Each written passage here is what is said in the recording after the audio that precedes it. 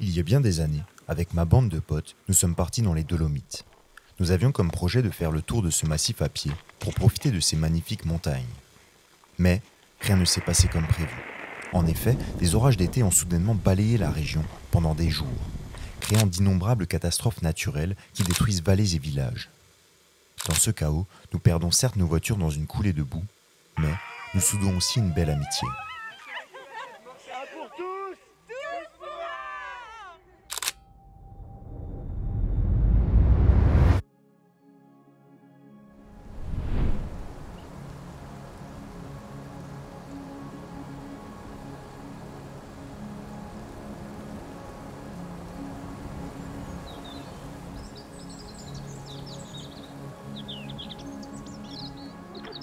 Six ans plus tard, je décide de revenir seul faire la paix avec cette région.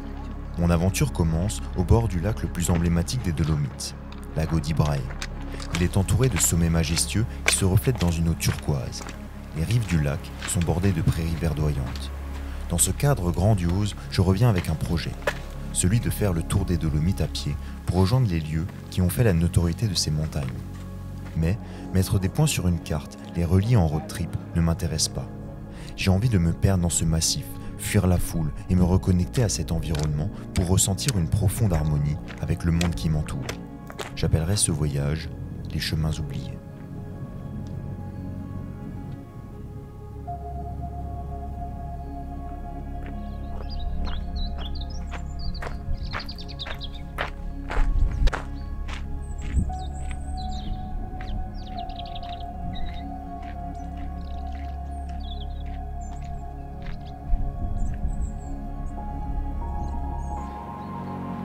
Pendant cette première journée, qui m'amène tout droit vers le parc naturel des Trois Cimes, je me rappelle de ce premier trek avec mes amis.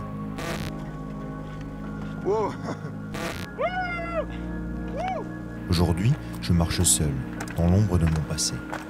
Un profond sentiment d'isolement s'empare de moi, et c'est déconnecté de la réalité, des souvenirs plein la tête, que je continue d'avancer.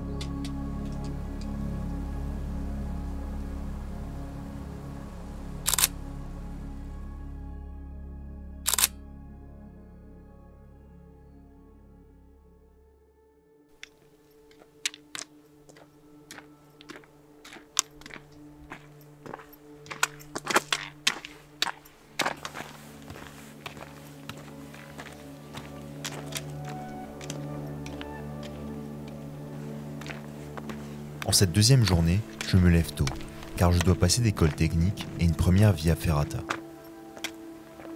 Avant tout, je fais une halte face aux imposants pics de Cadini di Misurina. Ils sont dressés là, dans une verticalité majestueuse, comme s'ils voulaient toucher le ciel. Cette quête de hauteur me rappelle mes propres ambitions. J'ai 192 km à réaliser en 6 jours. Sans plus attendre, je me lance à l'assaut de ces faces.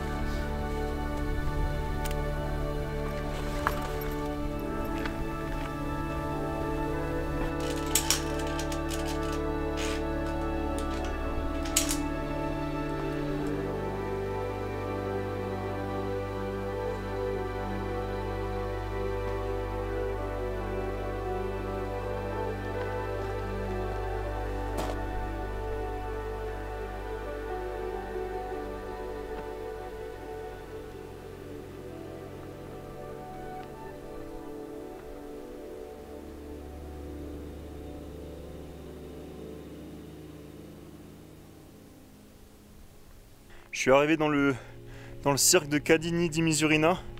Je vais devoir monter un col derrière moi. Et c'est très rocailleux. Vraiment pentu. C'est pas gagné, hein. Je sais même pas où le chemin il passe. Donc je croise les doigts pour que ce soit facile.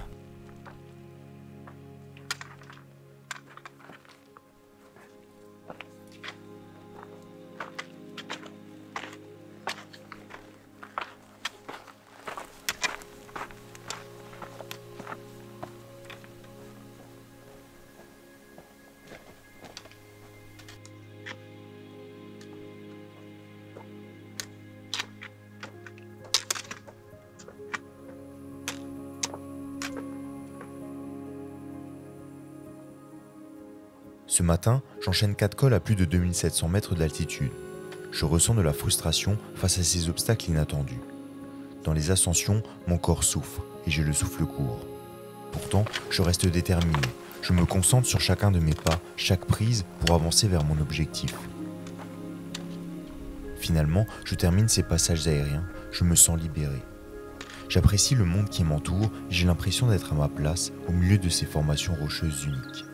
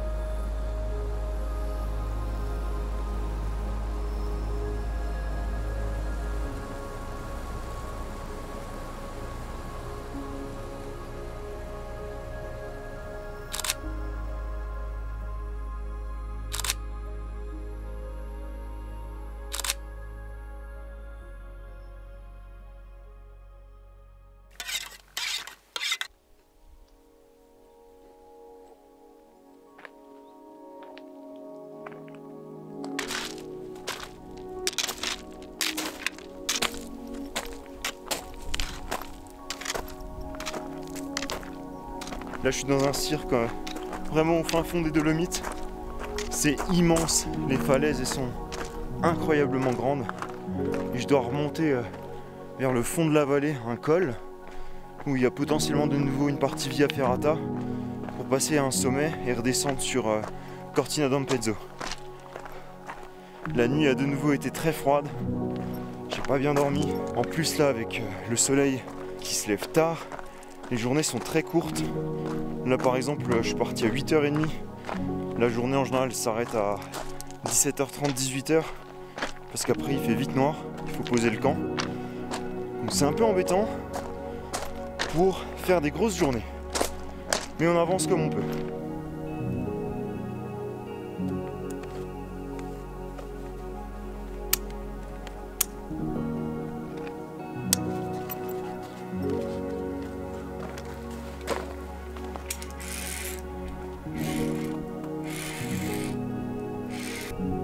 Après avoir passé le col sous la Punta Nera, je me confronte à une réalité. Les Dolomites regorgent de lieux incroyables et les chemins y menant sont des autoroutes touristiques. Seulement, quand on fait l'effort de s'en écarter, on se retrouve rapidement face à des sentiers difficiles et peu entretenus. Non sans mal, je redescends vers Cortina d'Ampezzo et ses forêts ombragées.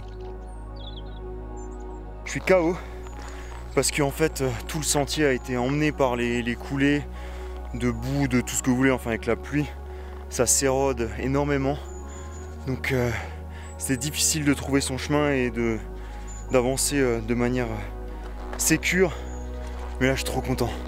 Je suis arrivé dans une petite forêt, il y a les oiseaux qui chantent.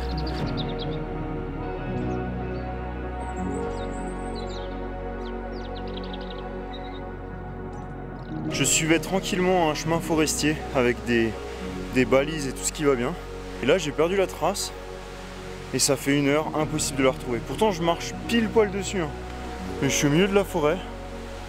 Il n'y a rien, il n'y a aucune trace. Tout a disparu. Incompréhensible.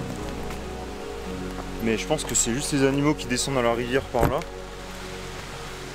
Moi je suis repassé du bon côté du canyon. Je sais pas si c'était la meilleure idée parce que ça m'a l'air bien pourri par là. Tu vois sur le chemin là, il y a juste des petites crottes comme ça. En fait, c'est pas un chemin. Finalement, après de longues heures à divaguer, je finis par retrouver un sentier. En pressant le pas, je continue ma route jusqu'à arriver en face d'un géant de pierre, le mont Pelmo. Sa silhouette, imposante, sculptée par le temps, surgit du fond de la vallée. En levant les yeux, je suis captivé par la beauté de cette montagne mise en avant par le clair de lune. Après de nombreux kilomètres, c'est épuisé que je pose enfin le camp.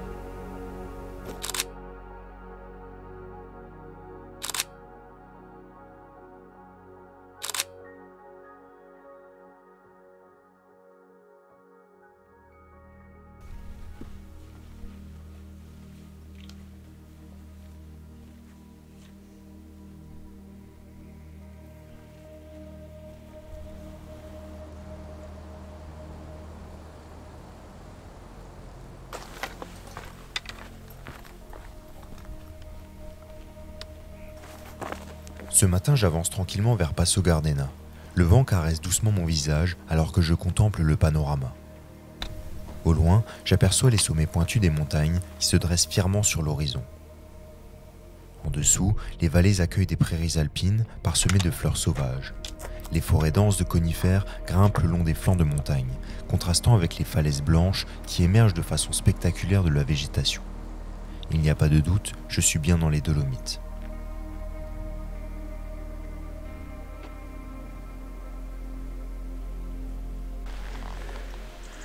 Bon, là tu vois, je suis arrivé devant un panneau qui disait attention, chute de bois, interdit de passer, faites demi-tour. J'ai commencé à regarder sur la carte pour faire demi-tour et ça m'aurait fait un détour mais genre de 10 km hein. Et je me suis dit non, c'est mort et tout, même s'il y a ce panneau, j'y vais, je passe, on verra bien. Franchement, j'ai fait 50 mètres sur le chemin, 50 mètres plus loin, je revois exactement le même panneau. Donc je me dis heureusement que je suis passé et que j'ai pas fait demi-tour parce que j'aurais été dégoûté. Enfin, je l'aurais jamais su, mais... Enfin bref. Ne le faites pas.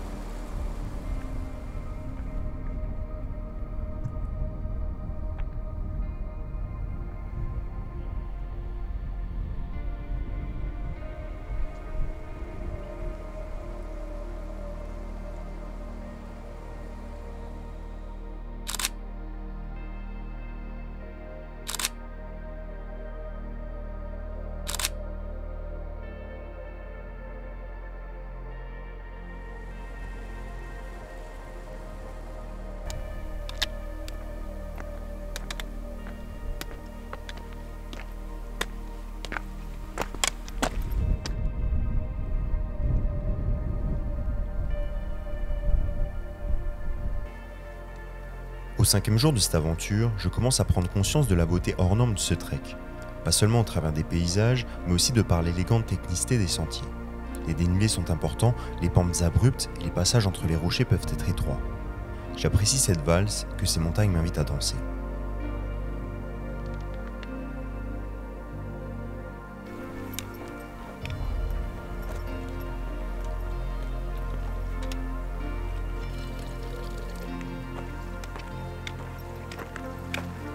Il va vraiment falloir que je m'arrête parce que là je m'endors en marchant. Avant je me suis posé 5 minutes, même pas, enfin je sais pas, je me suis endormi direct. J'ai besoin de manger là. Là faut que je trouve à manger parce que je suis cuit.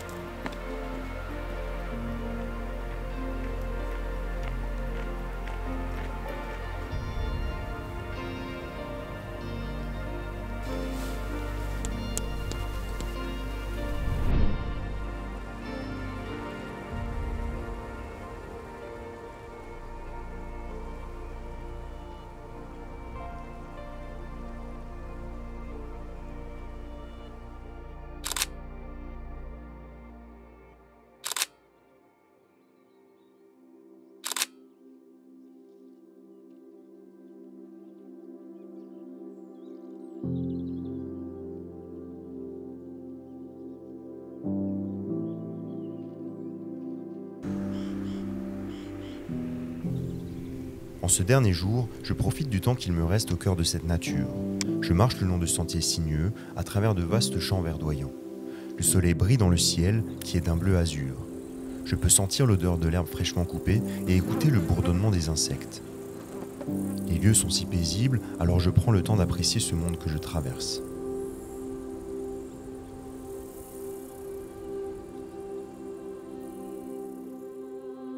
On est à l'heure actuelle à 177 km sur la montre et mon tour il devait durer 176 km. Donc comme vous pouvez remarquer, il y a un petit souci, sauf que le souci il est plus gros que ça. C'est que là il me manque une quinzaine de kilomètres au moins pour retourner à Lago di Brae avec un dernier col de 1002 D+ à passer. Donc autant vous dire que je suis un peu frustré. Il est 16 h, Et j'aurais bien aimé arriver avant la nuit. Donc ça me laisse 3 heures devant moi pour faire 15 bornes. Yes. Je suis beaucoup trop content parce que à une certaine époque il m'aurait fallu bien 3 heures pour faire les plus de 1100 de D+, là. Et là en 3 heures je vais réussir à monter et à redescendre de l'autre côté. Donc merci le petit sac. Et merci les gambettes. Ah, je suis content. Dernier col des Dolomites. Dernier col de ce grand tour.